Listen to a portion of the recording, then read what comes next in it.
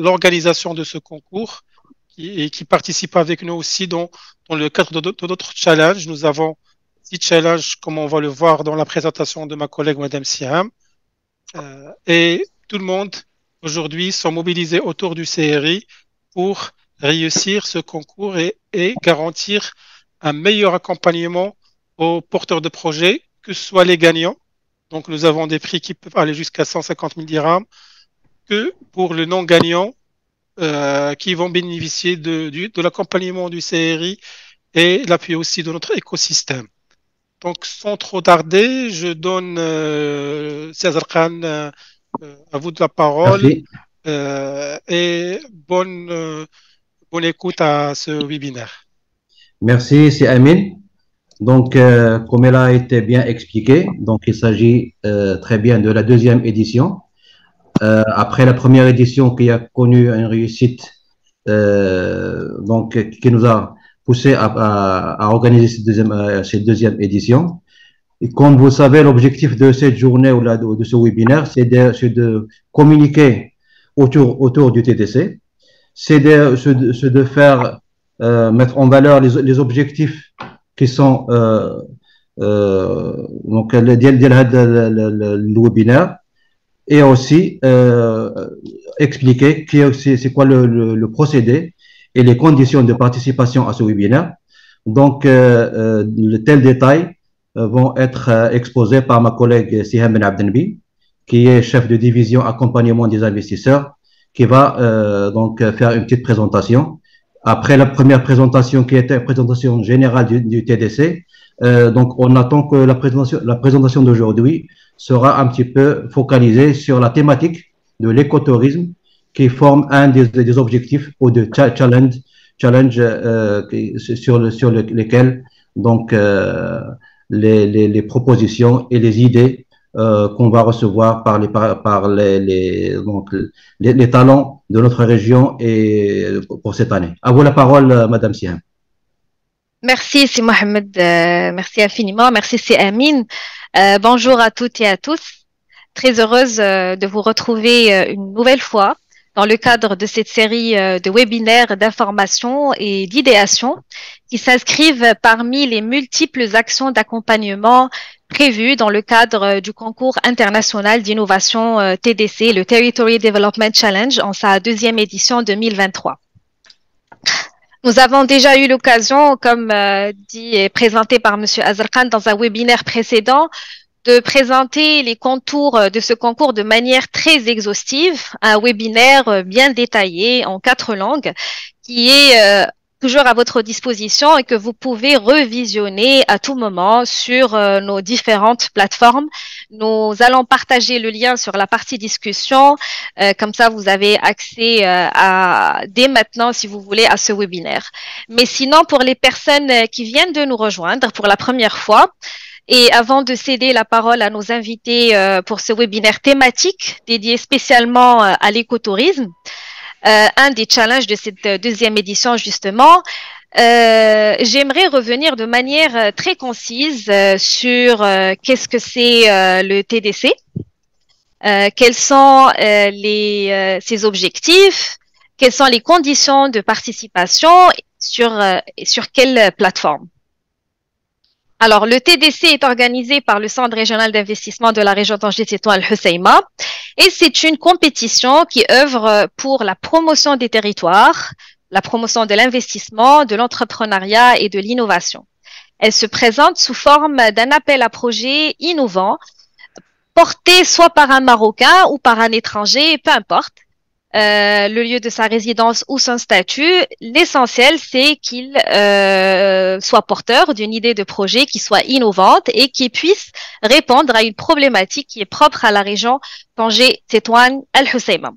Les objectifs de ce concours se présentent comme suit. Donc d'abord d'identifier et d'attirer les talents dans la région et les accompagner avec une approche communautaire et systémique, d'apporter des solutions et des idées innovantes à l'écosystème du CRI et de la région de s'ouvrir sur l'écosystème régional, national et international. On vise aussi à travers le TDC de cultiver et booster la culture de l'innovation et de la collaboration communautaire dans la région.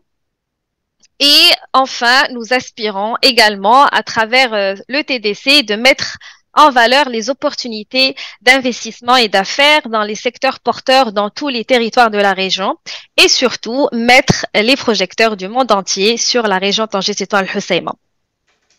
Une région qui n'est plus à présenter, bien positionnée, en plein essor économique dans plusieurs secteurs d'activité. Dans le webinaire de présentation, nous nous sommes penchés sur ses principaux atouts et opportunités d'investissement. Aujourd'hui, nous aurons le plaisir de faire un focus sur le volet écotourisme, un des challenges choisis pour cette édition. Le TDC s'étale sur une période de 4 mois.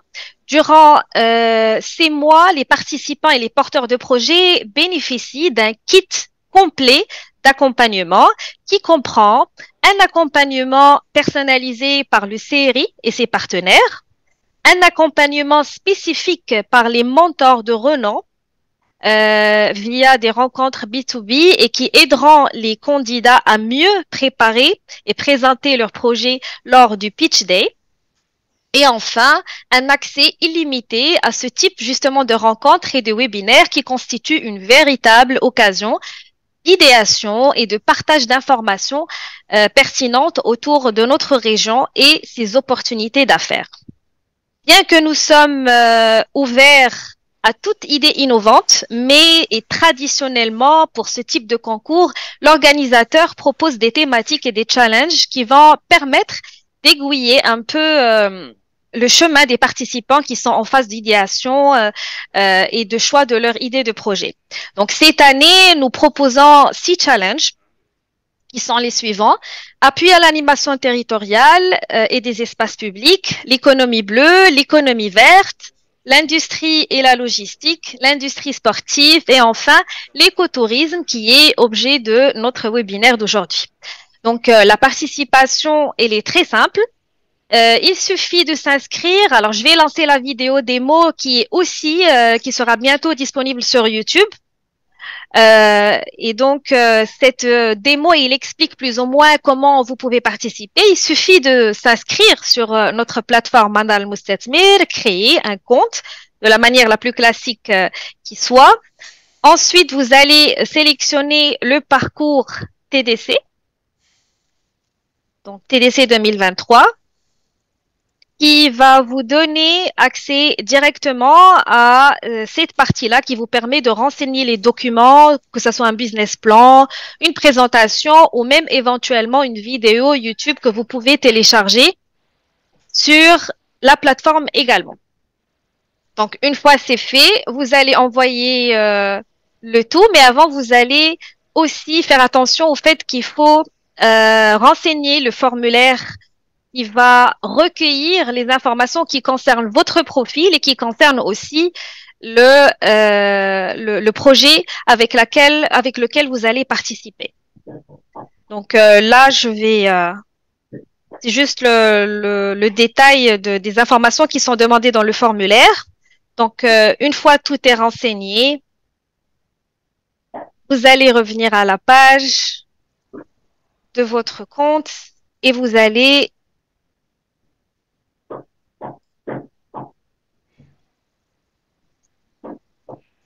donc ça, là, comme j'ai dit, c'est les informations nécessaires en rapport avec votre projet et avec votre profil. Donc voilà, une fois le formulaire est finalisé, vous le validez, vous l'envoyez et n'oubliez pas de finir ou finaliser la demande avec déposer la demande. Voilà, donc je rappelle également que le dépôt des candidatures se poursuit jusqu'au 29 février et le pitch day est prévu pour le 29 mars. Inch'Allah. Voilà, c'est Mohamed, avant de te rendre la parole et en guise juste d'un avant-goût, voici les gagnants de l'édition précédente qui, au-delà du prix qu'ils ont remporté, ils profitent toujours d'un accompagnement personnalisé de la part du CERI et de ce partenaire et qui leur permet de mener à bien leur projet et de le voir fleurir dans les meilleures conditions. Merci de votre attention. Je vous souhaite à toutes et à tous un très bon webinaire et bonne chance pour les participants. Si Mohamed, à toi la parole. Shukran, Zemila Siham. Donc, avant de continuer, je vous demanderai, Madame Siham, s'il vous plaît, de poster les 6 challenges. Les 6 challenges, de la rappeler. Merci, merci. Donc, انطلاقا من المداخلة ديال الزميلة سهام وانطلاقا من العرض، فالمحاور أو التحديات التي سيتم التباري حولها هذه السنة هي تحديات 6 متعلقة بالابوي على l'animation territoriale, industrie sportive, l'écotourisme. والمحور ديال اليوم هو l'écotourisme، ولكن يجب التذكير بأن هذا المحور هو محور ربما تتقاطع فيه القطاعات كلها، وهذا غادي نشوفوه لاحقا في المداخلات ديال خصوصا في المداخله اللي غنشوفوا مع الزميل السي عبد العالي الرحماني المندوب ديال وزاره السياحه. فقطاع السياحه المعروف عليه بانه قطاع يسمى بانه سان سيكتور ترانسفيرسال، تتقاطع فيه مجموعه القطاعات، وبالتالي حتى هاد لي تشالنج 6 الى خدينا التحدي الاول هو التحدي ديال التنشيط الترابي. فالتنشيط الترابي يشكل دعامه من الدعامات على لاندستري سبورتيف او الصناعه الرياضيه. فالمعروف على ان بلادنا ان شاء الله مقبله على تظاهرات رياضيه دوليه كبرى، انطلاقا من كاس افريقيا ديال 2025 وكاس العالم التي نراهن عليها باش تعطي دفعه للاقتصاد الوطني، ولكن ايضا خصوصا تعطي دفعه للقطاع السياحي. فالقطاع السياحي مرتبط اشد الارتباط بالقطاع الرياضي. نفس الشيء يمكن ان نقوله على المجال ديال الاقتصاد الازرق، ليكونومي بلو.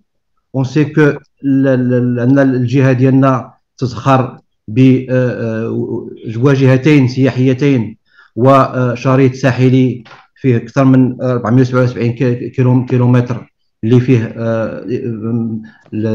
شواطئ ووجهات شاطئيه ممكن ان تساهم في القطاع السياحي. كذلك الامر في يتعلق بالتشالنج الخامس اللي هو ديال لاندستري الى لوجيستيك.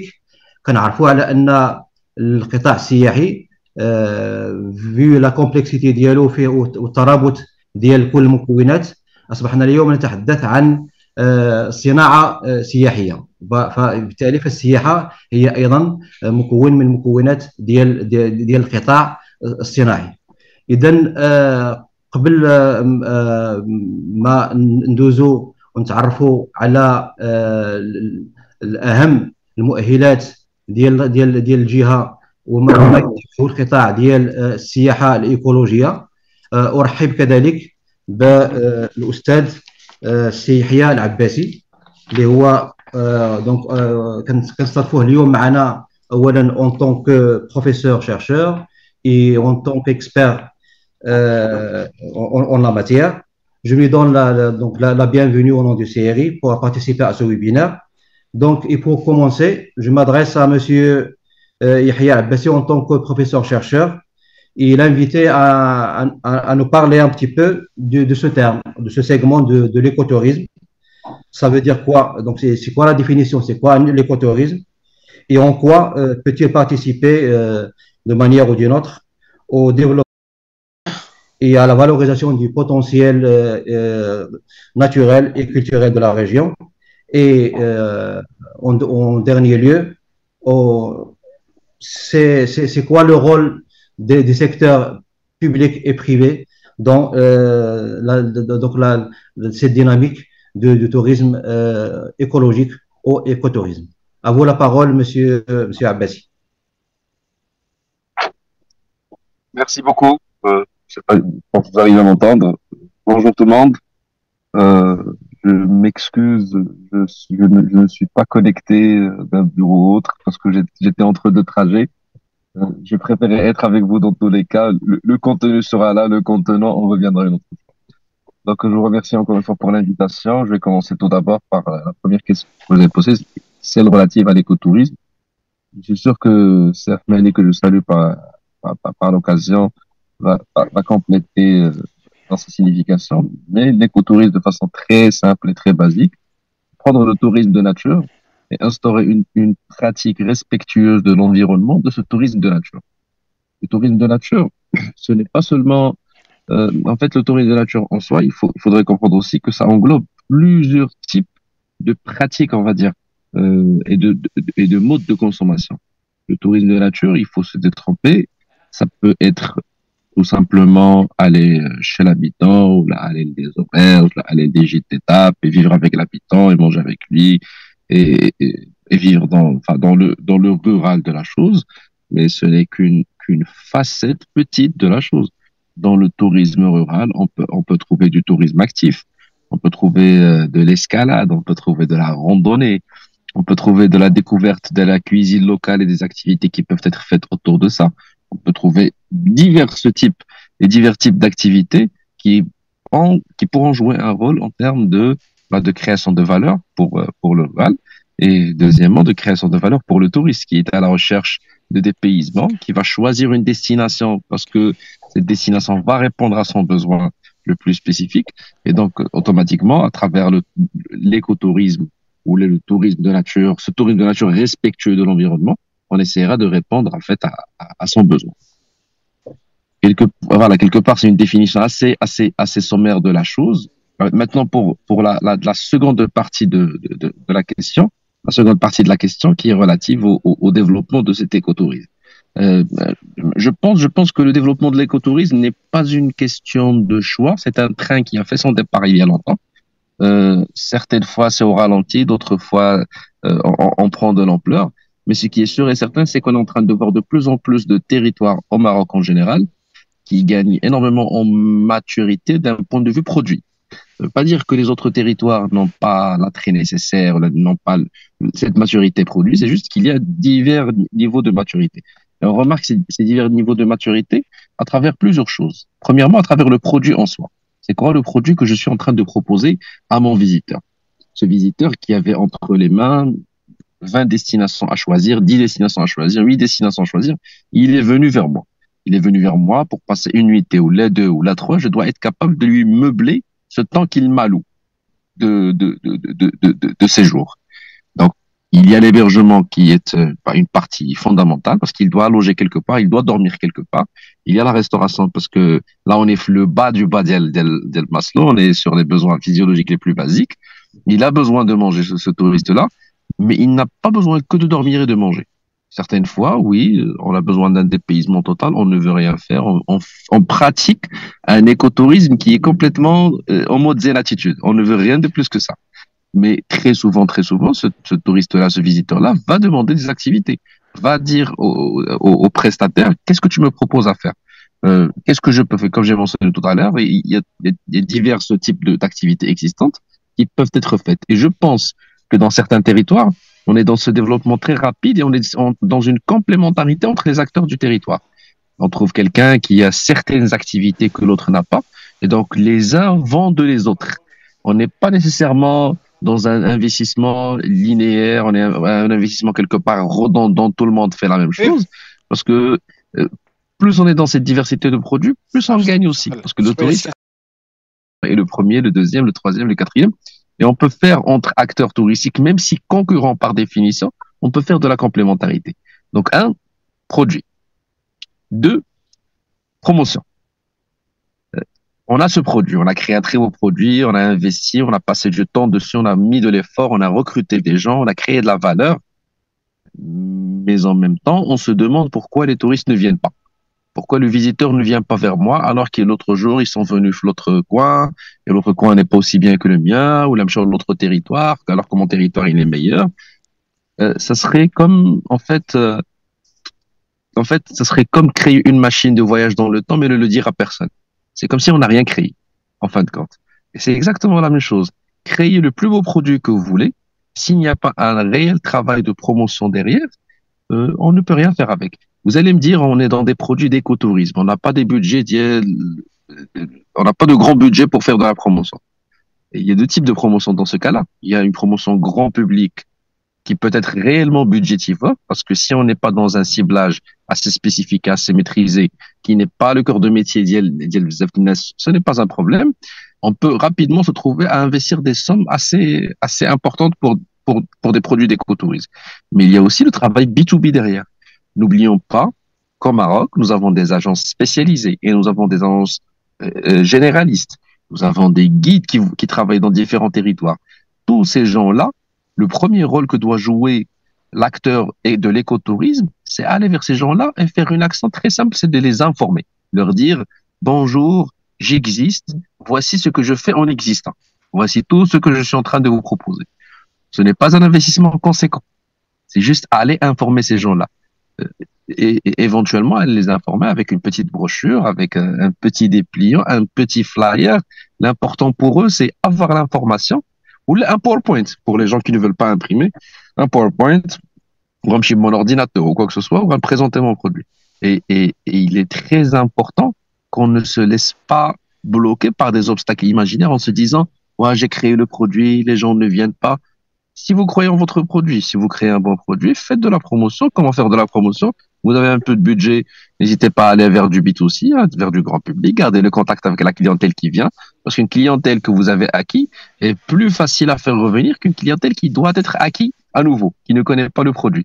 C'est un investissement conséquent, c'est 8 fois, 9 fois l'investissement que vous allez faire pour un nouveau client acquis par rapport à celui qui vous connaît. Et donc, pour moi, ça, c'est deux facettes qui doivent être jouées, en fait, pour le développement. Il y a le produit, il y a la promotion, il y a bien sûr, dans le détail de la chose, il y a diverses facettes à étudier. Il y a le prix, il y a l'ingénierie même de ce produit-là, la complémentarité territoriale. Mais je dirais que pour un acteur qui ne peut contrôler que son environnement direct, on va dire, c'est ça où il a de l'influence le plus, commençons par ça. Et finalement, pour répondre à la partie publique-privée, il est sûr et certain que le privé doit jouer un rôle d'imaginer. Il y a de l'imagination déjà. Si on est dans une, je sais que ça sort complètement du contexte, on va dire écotourisme, mais quelque part, ce que peuvent faire tous les acteurs, c'est d'être dans le design thinking. Ça veut dire, le design thinking, j'aime bien son point de départ, moi. C'est l'imagination. Imaginant, en fait, c'est l'empathie. C'est l'empathie, c'est pas l'imagination. L'empathie, ça veut dire de quoi a besoin mon client. Ce n'est pas moi l'investisseur de quoi j'ai besoin. Je ne suis pas en train de répondre aux besoins de l'investisseur, de l'investisseur. Je suis en train de répondre aux besoins d'une clientèle cible. Donc, question 1, c'est quoi le besoin de ma clientèle cible? N'hésitons pas à aller vers cette clientèle afin de comprendre et d'entendre de sa bouche ce dont elle a besoin. Et par la suite, il y a de l'imagination. Imaginons de nouvelles choses, imaginons de nouvelles façons de répondre à ce besoin de la clientèle. Et donc ça, c'est un rôle de l'image du produit et du montage du produit. De l'autre côté public, bien sûr, il y a un rôle d'accompagnement parce que pas tous les acteurs, pas tous les investisseurs sont outillés d'un point de vue connaissant son business. Ils connaissent peut-être comment faire un produit, mais ils ne savent pas comment gérer les finances. Comment gérer les finances, mais ils n'ont aucune idée sur le marché. Donc, il y a un rôle d'accompagnement, comme ce qui se fait à travers la TDC. Et par la suite, il y a bien sûr toute la partie administrative qui en fait, a facilité au maximum. Un énorme travail se fait dans ce sens à travers la numérisation des plateformes. On pourrait aller vers d'autres pistes de réflexion, par exemple la création, comment on crée des stations balnéaires, on peut créer des stations de tourisme nature et d'écotourisme. Ça veut dire offrir le foncier à travers des cahiers de charges, attirer vers la création de ce genre de produit. Surtout qu'on a, alhamdoulilah, au Maroc, une bonne diversité de territoires qui offrent un produit magnifique. Et donc, tout ça, ça peut être, ce n'est pas exhaustif, mais toutes ces actions peuvent être des actions jouées par le privé et par le public afin effectivement d'avoir une montée en puissance du produit écotouristique. Et merci. Merci, c'est Abbassi, donc, pour votre intervention très pertinente qui nous donne déjà des pistes de réflexion et d'orientation sur ce qu'on entend par ce challenge de l'écotourisme, à savoir donc le premier volet axé sur le produit, la confection de produits, dans sa composante hébergement, restauration et animation. Et puis, la deuxième composante, c'est la promotion et l'information.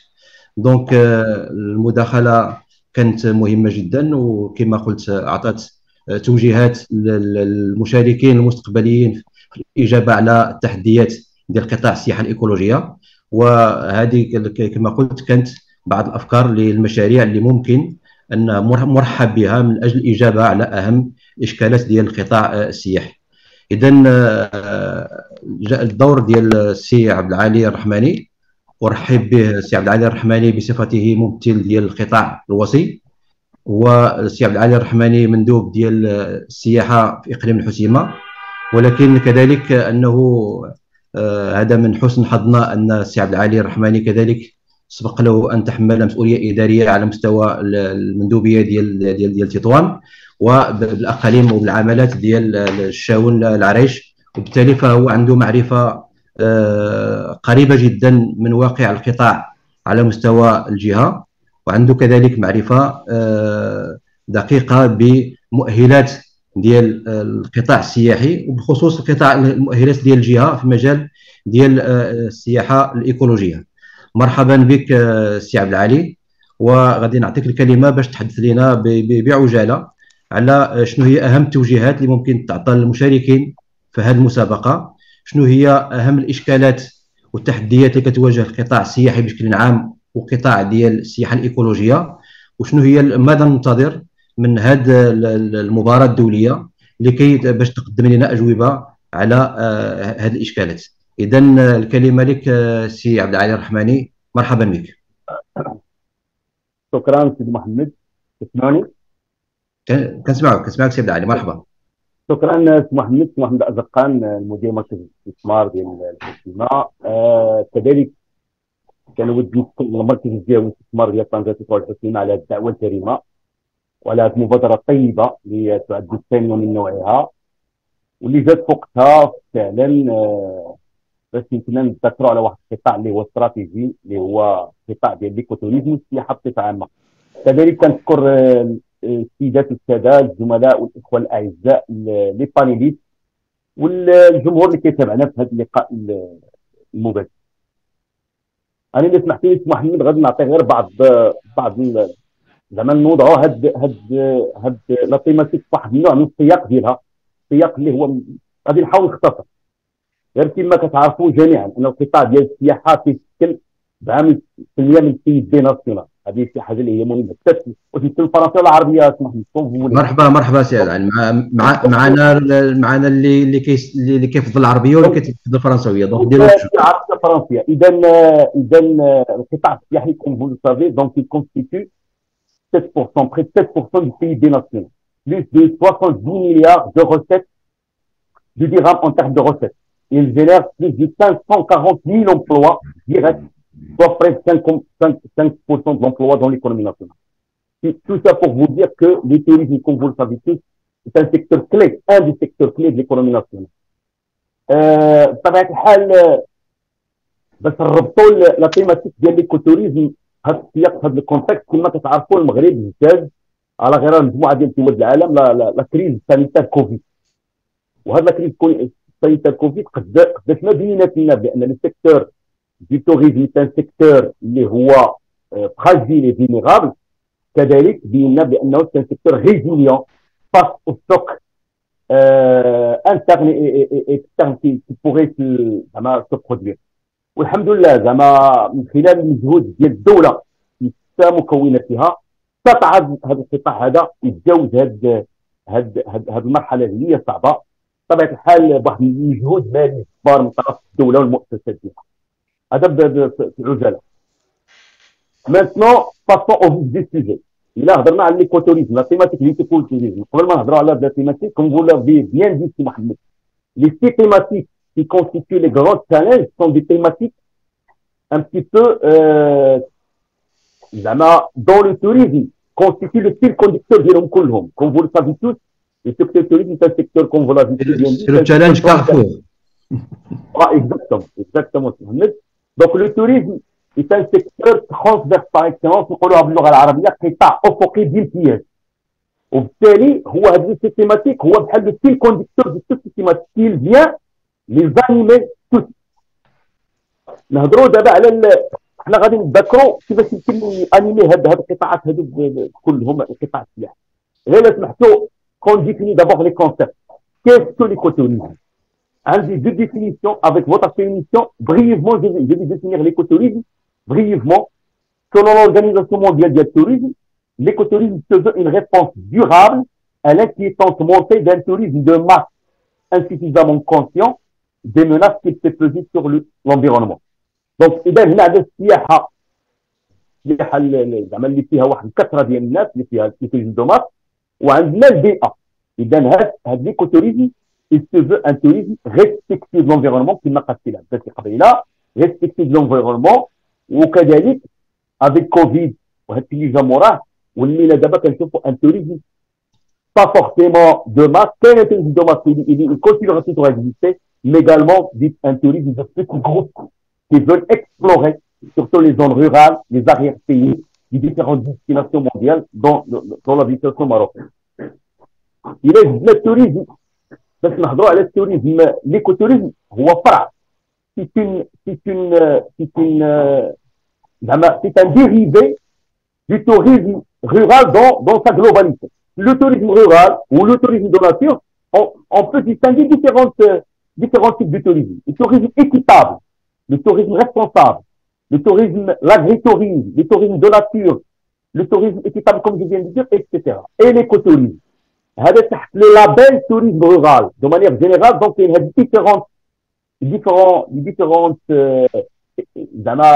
différents sous-bassements du tourisme de nature en général. Mais l'écotourisme كما قلنا هو c'est un tourisme respectueux de l'environnement et respectueux des traditions locales, que ce soit surtout au niveau culturel. الخصوصيات المحلية، أو l'écotourisme السياحة البيئية تحترم الخصوصيات المحلية الثقافية الاجتماعية، وكذلك كتكون عنده l'écotourisme واحد التداعيات اقتصادية على الساكنة المحلية. وهنا كنطيحوا عاوتاني النوتر تيب دو توريزم اللي هو لي توريزم ريسبونسابل، وهذاك لي توريزم qui respecte la population locale, mais également qui a des retombées, il génère des retombées sur la population locale.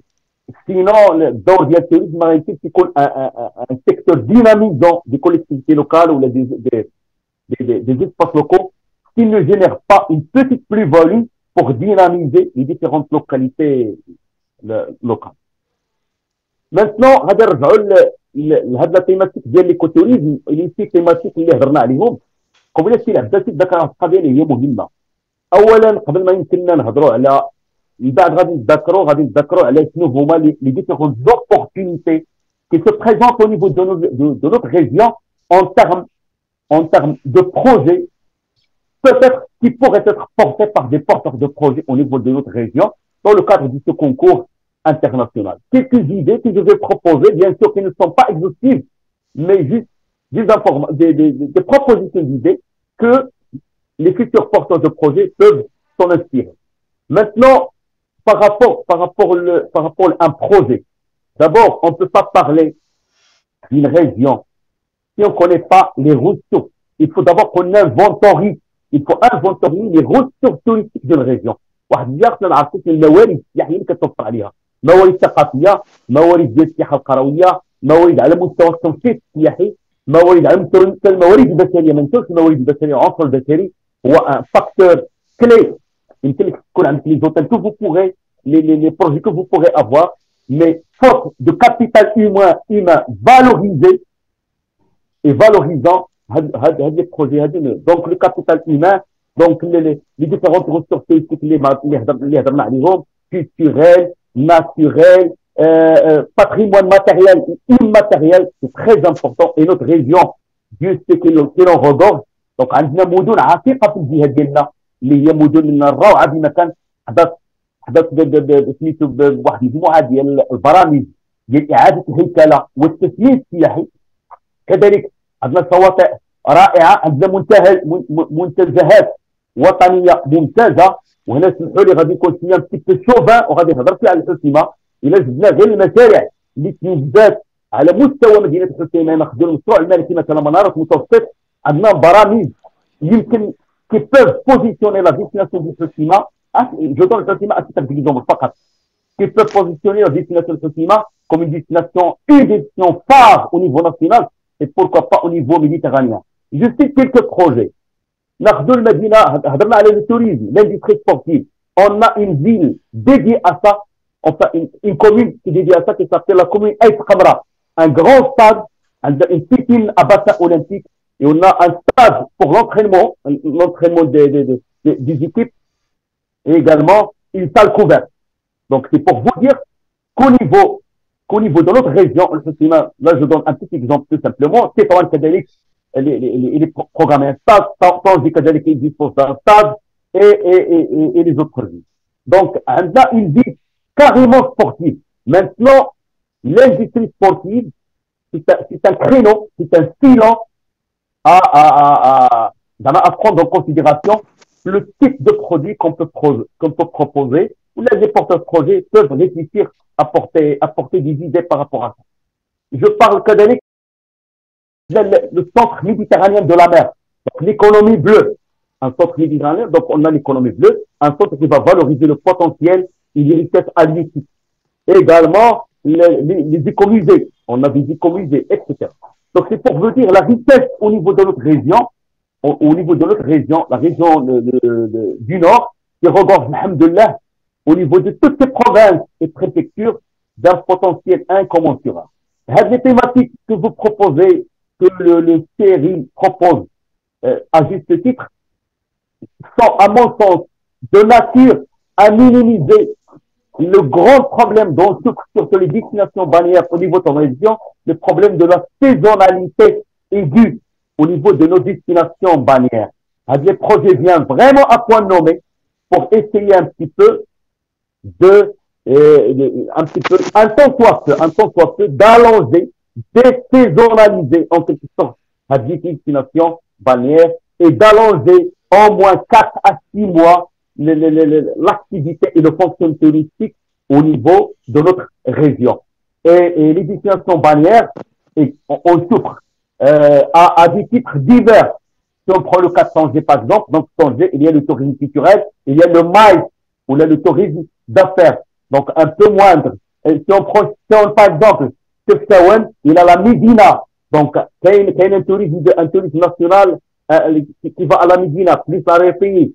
Le a le tourisme national, le tourisme national, les projets que je viens de citer sont de nature également à booster l'activité. Et également, on a une marina au niveau de Tanger Kadalik, au niveau une marina. Donc, un certain nombre de la race, j'oublie pas également la race pour être le plus objectif possible. La race Kadalik, il souffre d'activité, mais il a une Médina qui bénéficie d'un programme de réhabilitation de la Médina de Kadalik, plus un arrière-pays très riche. Ouezzen, j'en parle pas, la Médina, plus l'arrière-pays Kadalik qui est très important, et la Médina, et plus l'artisanat. Et les Médina, les villes, de la région d'Enna, il regorge Kadalik de 2 points très importants, ce qu'on appelle l'économie sociale et solidaire. C'est un créneau très important pour les porteurs de projets, qu'on appelle l'économie sociale, qui englobe 2 volets très importants qui sont les produits artisanaux et les produits de terroir. Donc, ce sont 2 créneaux très importants et qui peuvent dynamiser et contribuer véritablement à la dynamique et à la dynamisation du collectivité territoriale d'Yenna, surtout les communes qui n'ont pas d'autres richesses comme la mer, etc. Donc là, pour ne pas être très long,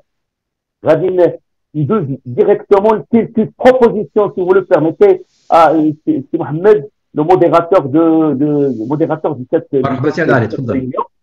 Donc, on a quelques propositions qui ne sont pas exhaustives. Qui ne sont pas visibles en termes de projets qui pourraient être porteurs. Quand la crise Covid, la nécessité, la digitalisation et la numérisation.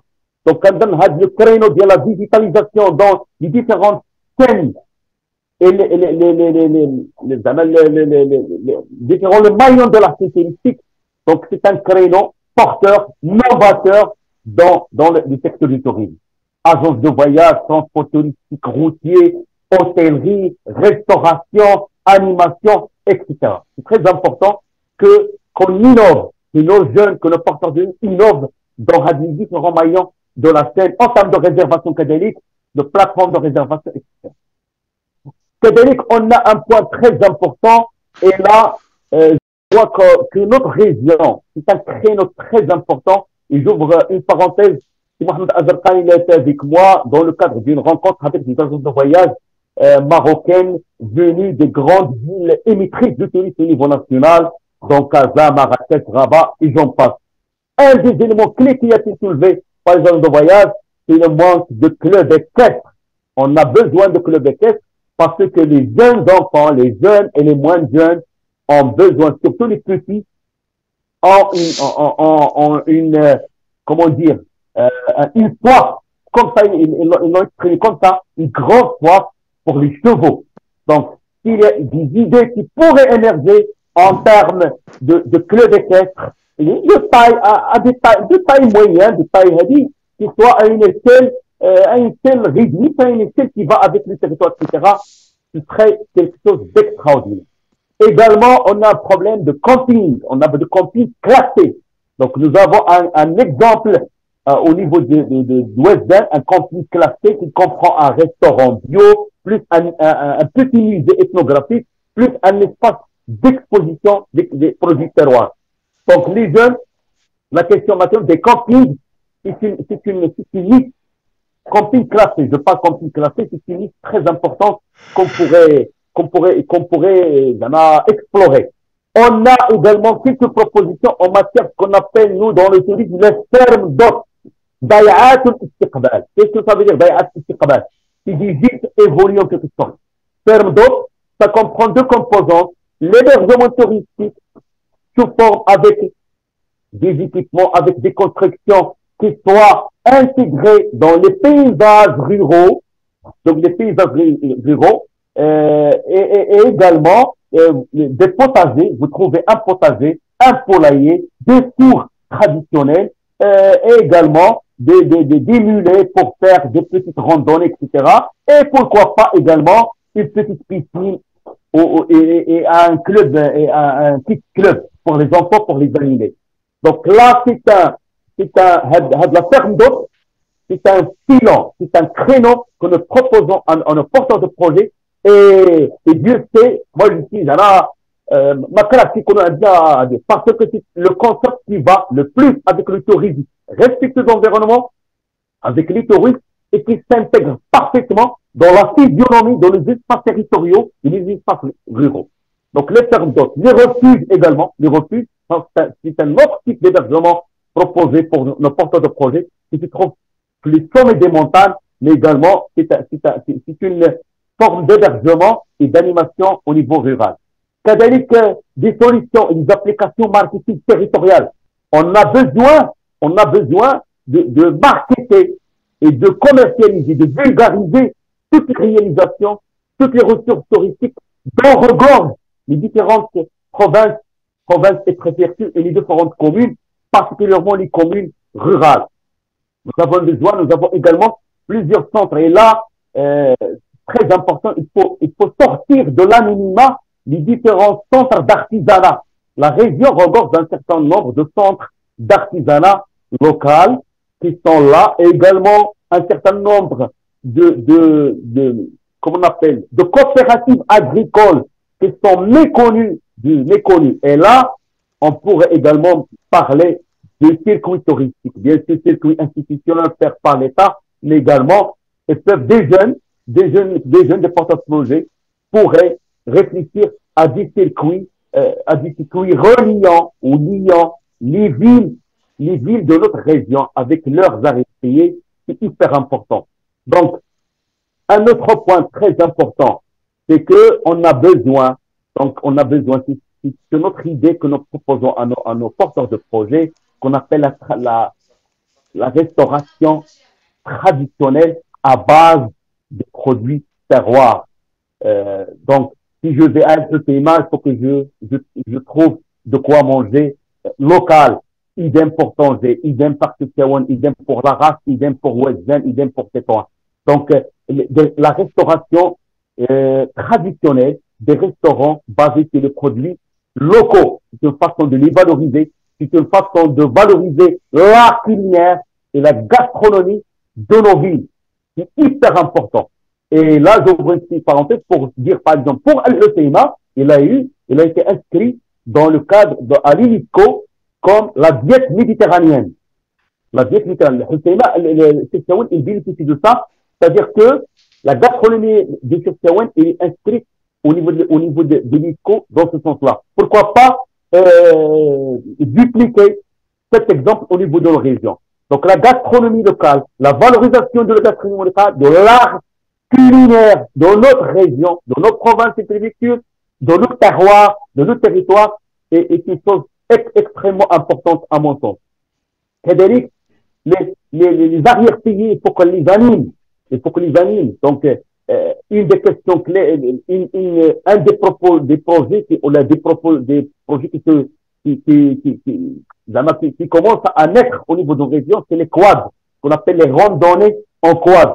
Peut-être qu'il faudrait trouver un cadre un petit peu réglementaire pour les quads au niveau de notre région. Et là, c'est une demande très pressante et qui bien sûr, qui contribue maintenant des garde-fous pour la nature et les espaces naturels, qui contribuent à animer les territoires. L'Égypte, bien sûr, l'Égypte cadélique, l'Égypte, vous le savez, c'est des types d'hébergements ruraux par excellence. Donc, les porteurs de projets dans l'Égypte sont les bienvenus cadéliques. Pourquoi ne pas également réfléchir à des villages de vacances orientés nature? Nous avons des villages de vacances orientés balnéaires. Pourquoi pas des villages de vacances orientés nature? Pas orientés nature.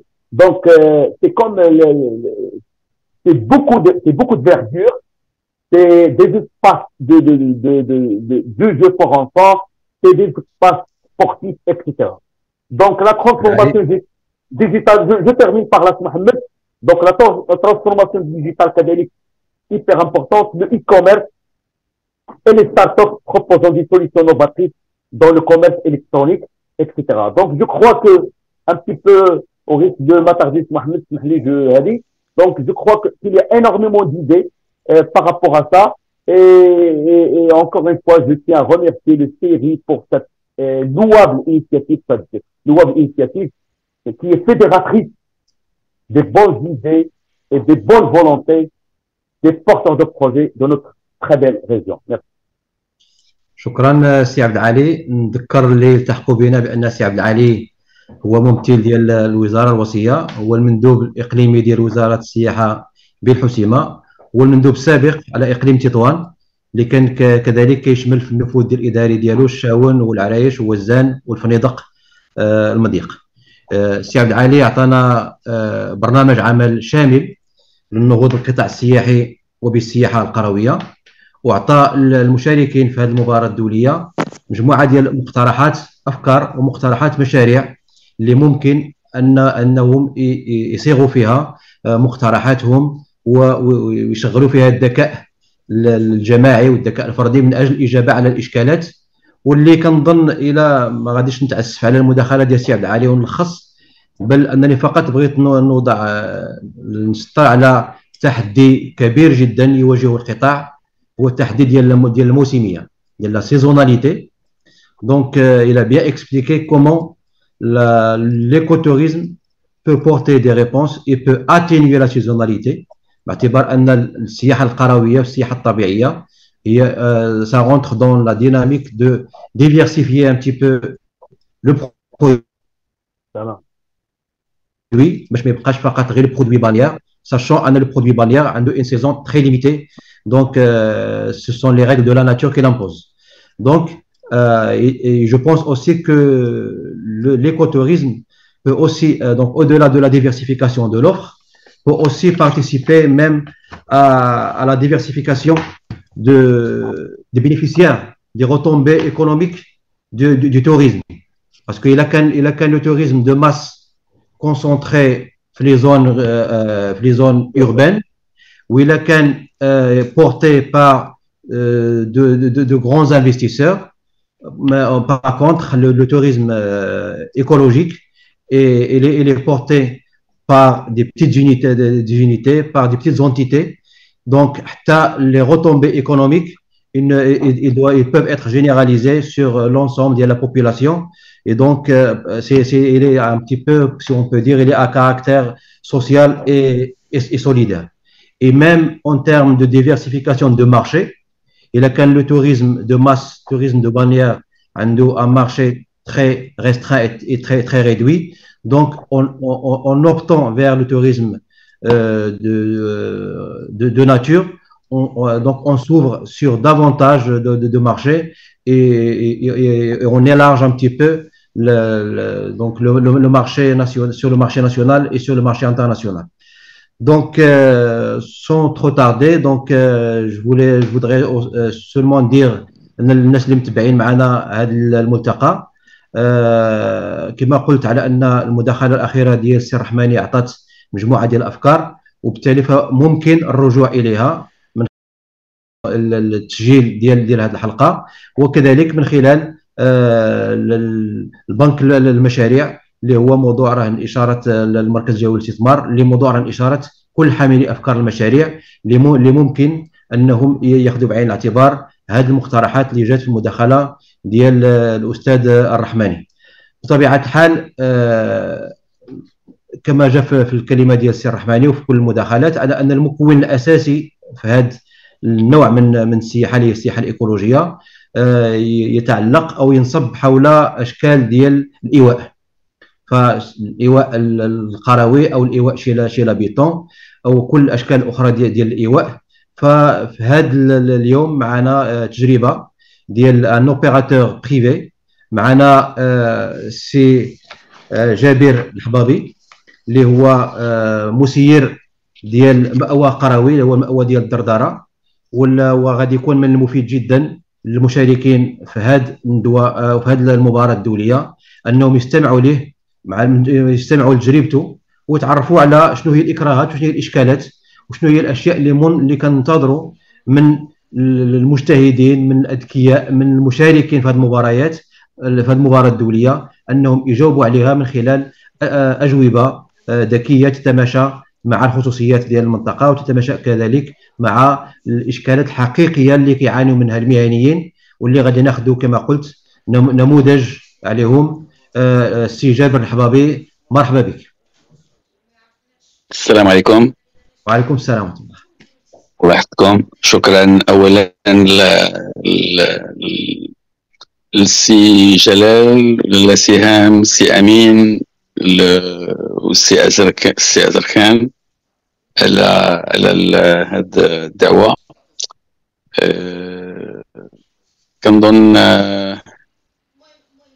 وكنسلم كذلك على السي عبد العالي expert en la matière aussi l'Abbassi. Ils ont donné une image globale de l'écotourisme dans ces régions du Nord, dans les territoires TTA, dans les territoires Al-Houssima, avec beaucoup de précision et aussi beaucoup de perspicacité, car ils connaissent très bien le domaine, ils connaissent le sujet, ils le maîtrisent. De ma petite expérience dans le territoire Chefchaouen, je pourrais tout simplement partager mon expérience avec les panélistes et avec les personnes intéressées et qui veulent peut-être avoir une approche un peu plus, on va dire, du territoire dans sa complexité, en tout cas dans le territoire d'El Chefchaouen que je connais bien. Moi, je me suis installé, et je pense parmi les premiers le tourisme rural. Donc il y a 25 ans maintenant, Chefchaouen n'était pas une zone très connue. Il y avait des passages, pour dire la Médina Chefchaouen, il y avait quelques passages Médina de personnes qui allaient vers soit dans le cadre du fameux circuit impérial et qui passaient par Chefchaouen, donc des gens de passage. tout simplement. Et il n'y avait pas vraiment on va dire cet engouement pour la zone, pour la région. Donc j'ai été, je pense, un peu précurseur parce que Chefchaouen est une zone de tourisme rural, qu'on le veuille ou pas. Pour moi, c'est une zone qui comprend 3 éléments principaux. La Médina d'abord, et ce grand atout, ce grand côté, cet apport, on va dire, culturel dans le tourisme. C'est aussi pour moi, c'est les 3 M. Donc, la Médina, la montagne avec Archour, un site qui a connu aussi une croissance en visiteurs extraordinaire, qui reçoit dans les périodes estivales des par milliers,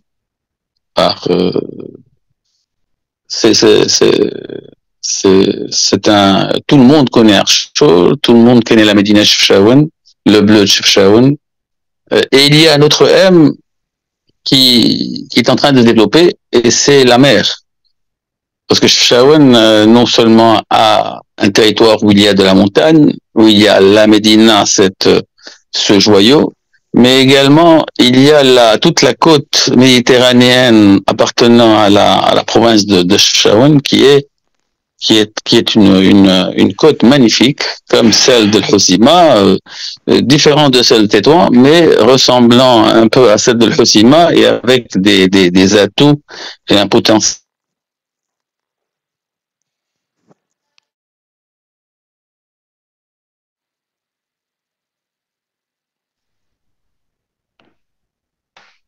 Si Jabir? Après celle de Wedlaou qui est à Tétouan, aujourd'hui Stehat avait une Stehat, Amtlar, Jibha. Donc il y a un travail considérable également de ce côté-là pour développer la face, le côté mer et produits de la mer dans cette province de Chefchaouen. Le tourisme rural, effectivement, oui, c'est et l'écotourisme en particulier, duquel on est en train de discuter aujourd'hui. L'écotourisme est très important pour un territoire comme celui de Chefchaouen, parce que cela permet l'intégration, puisque c'est dans le tourisme, et vous l'avez si bien dit, si Azarkhan est transversal. Donc le tourisme permet et doit regrouper l'ensemble des intervenants autour d'un projet, autour d'un hôtel, d'un camping, d'un restaurant, les produits du terroir, très importants, comme l'a si bien mentionné si Abdelali. Et aujourd'hui, Chefchaouen fait partie de ces villes méditerranéennes qui font partie de la diète méditerranéenne, et ça a été un travail considérable depuis de longues années. Moi-même, j'ai beaucoup travaillé pour donner cette approche des produits du terroir, notamment la Bessara, que j'ai mis en valeur. Je pense avoir été le premier restaurant à mettre la Bessara sur une carte pour l'honorer. Les produits de mon terroir, comme le chevreau, comme le lapin, comme les choses qui sont du territoire, parce que c'est la seule façon pour pouvoir développer. Il faut intégrer tout ce que l'on a autour, ne pas chercher ailleurs, essayer de trouver un produit, le valoriser, lui donner on va dire ce qu'il mérite, le mettre à sa place. Le mettre en valeur, le mettre à sa place. C'est la façon et ceci permet d'intégrer toutes les agriculteurs qui sont autour, les coopératives dont a si bien parlé aussi c'est Abdelali, c'est très très important. Les coopératives font partie, c'est l'écosystème, pour qu'il soit complet, il faut que tout le monde participe au développement. C'est très très important. Et aujourd'hui, Chefchaouen, je pense, est un territoire, en pleine effervescence, qui est toujours en train de se faire. Il n'est pas fait. Il y a quelques erreurs, quelques points noirs, comme parce que parfois le tourisme, bien évidemment, le tourisme a ses bons côtés et ses mauvais côtés. C'est un fil à double tranchant. Donc, l'afflux L'afflux, est-ce que c'est bien, est-ce que ce n'est pas bien? Parfois c'est bien, parfois ça peut être dangereux pour un territoire, comme le cas du point noir, que pour moi est un point noir. Archour est une réussite, mais en même temps c'est un point noir parce qu'il a besoin d'être revu. Ces personnes qui rentrent dans un espace naturel sans contrôle, sans respect, c'est un problème. Mais il y a le côté, on va dire, le côté bénéfique pour les populations locales qui aujourd'hui ont plus d'argent, ont des projets, ont du travail, contrairement à il y a 25 ans où il y avait absolument rien du tout. Donc ça aussi, je pense qu'il faut pouvoir maîtriser avant qu'il ne soit trop tard. Donc là aussi, il y a ce que le tourisme peut amener de mauvais dans son développement. Un excès de développement ou un excès peut être dangereux pour la durabilité d'un territoire. Donc ça aussi, il faut faire attention. Chefchaouen, ville, Médina importante, culture, histoire, est un atout pour ce produit troisième, la montagne, la mer et la Médina. La montagne, donc le rural et la montagne, avec toutes les possibilités qui s'ouvrent aux clients qui recherchent une aventure, une expérience. Les gens viennent dans le monde rural pour apprendre, pour connaître, pour participer à des expériences, aussi bien culinaires que sportives, ou découvrir une zone, découvrir un territoire par la marche, par le quad, comme il faut faire attention. Donc là aussi, c'est deux poids, deux mesures. Le vélo, le camping. Donc il y a toute une série de choses, une série d'éléments qui peuvent donner cette dynamique si importante dans le développement. Le tourisme en lui-même est déjà un vecteur de développement. Le tourisme rural pour des zones rurales, c'est quelque chose d'extraordinaire parce que ça permet d'avancer, ça permet de voir autre chose, ça permet de faire découvrir à ce que notre territoire a, du point de vue historique, du point de vue culturel, du point de vue géographique, écologique, culinaire, tous les éléments que l'on peut partager avec nos hôtes. Le partage est essentiel et c'est ce qui fait revenir les gens. Parce que ce qui est important dans le tourisme, et le tourisme rural en particulier, c'est de fidéliser le client, c'est qu'il vienne et qu'il revienne. Moi, de mon expérience, aujourd'hui, je reçois les petits-enfants de ceux qui venaient il y a 25 ans et qui étaient jeunes avec des enfants en bas âge. Aujourd'hui, ces enfants ont grandi et aujourd'hui, eux-mêmes ont des enfants. Donc, il y a une... Et ça fait, c'est ce qui donne aussi à l'hôtelier ou au restaurateur, lui donne cette, comment dirais-je, une satisfaction sans aucune mesure. C'est quelque chose qu'on ne peut pas exprimer. C'est sans. Est-ce que je peux vous poser une question directe? Dites-moi. Donc, ce que vous attendez concrètement des participants à ce concours en termes de solutions innovantes aux contraintes du secteur ou plus modestement à vos contraintes comme gérant d'une unité d'hébergement rural? Ce que je peux attendre moi des participants, c'est déjà comme solution innovante à vos contraintes.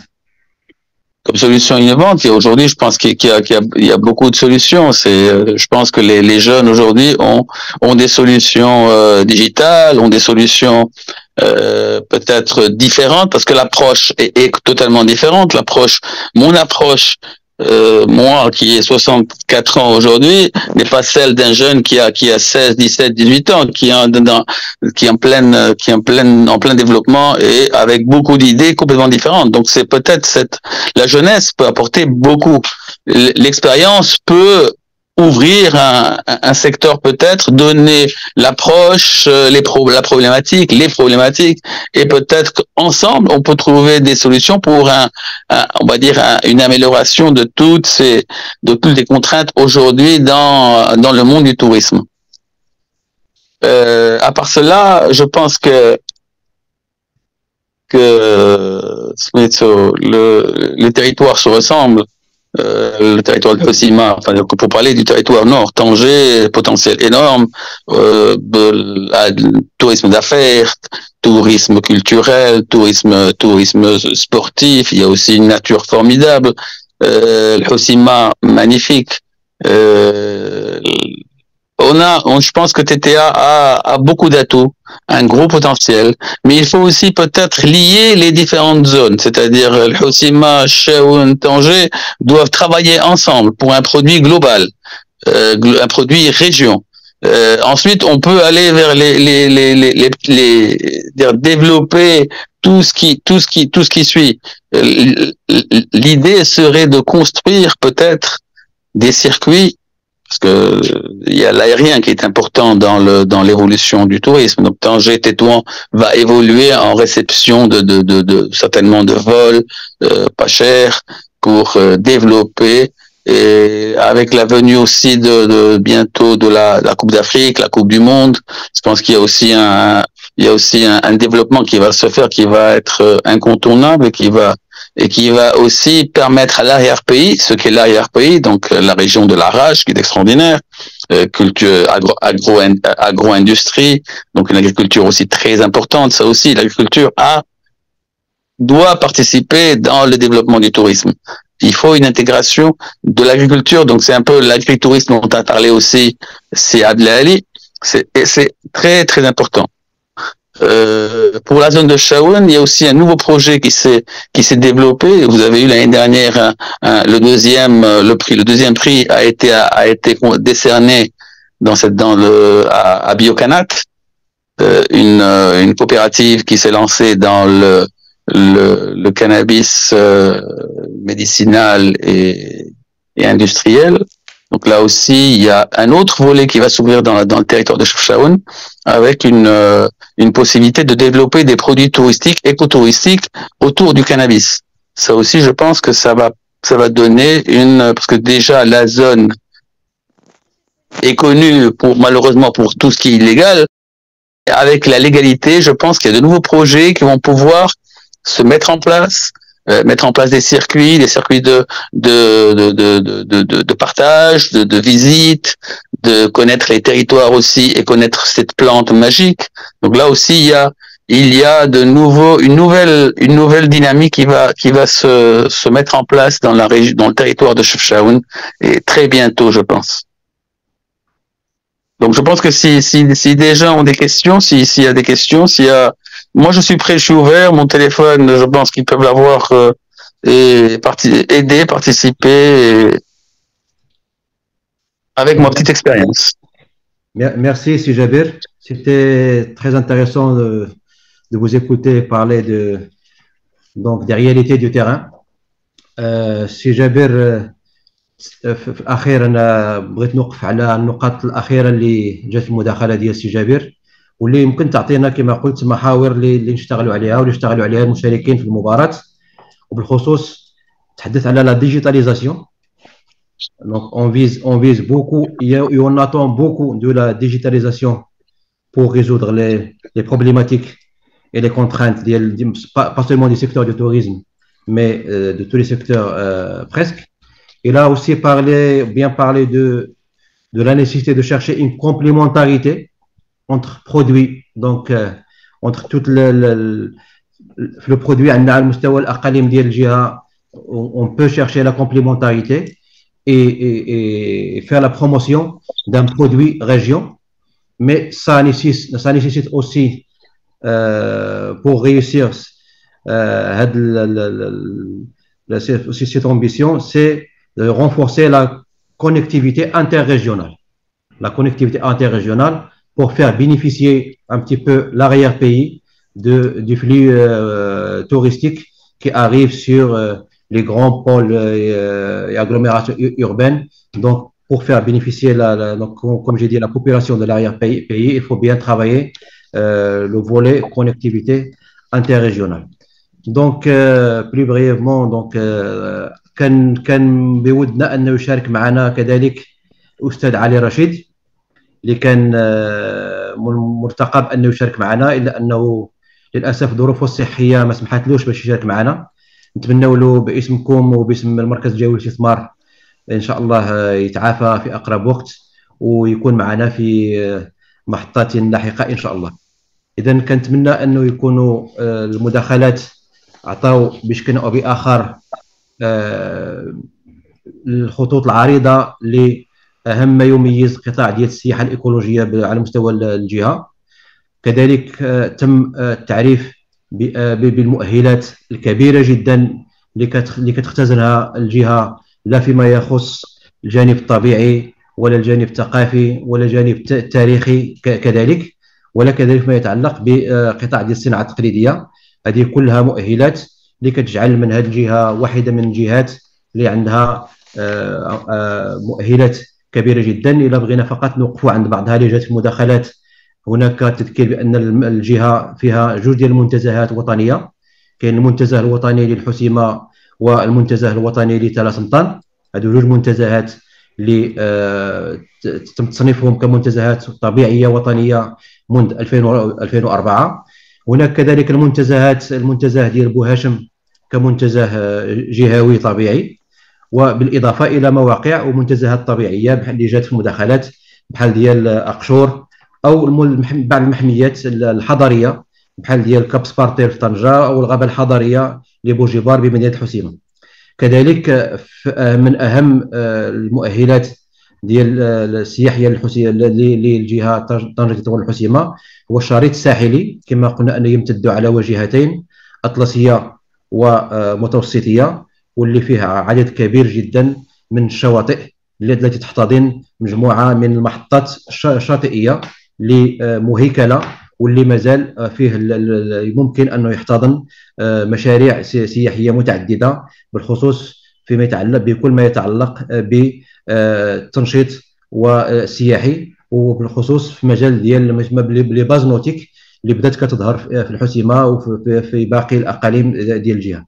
كذلك الجهة تزخر بسلسلة جبلية عندها مؤهلات سياحية عالية جدا، باعتبار أن هي كتحتضن واحدة من أعلى القمم الجبلية اللي هي جبل تدغين، وبالإضافة كذلك التساقطات الثلجية اللي ممكن تعطي المجال ديال الاستثمار في خلق محطة سياحية ديال الرياضات الشتوية بما يتعلق بالتزحلق والمحطة ديال الثلجية. كذلك المنطقة تزخر بإرث تاريخي غني جدا، باعتبار أن المنطقة عرفت توطين وعبور عدد كبير من الحضارات. ما نتحدث على الحضارات ما قبل التاريخ فقط، إذا تحدثنا غير على الإرث الأمازيغي والإرث الإفريقي والعربي والإيبيلي والمتوسطي.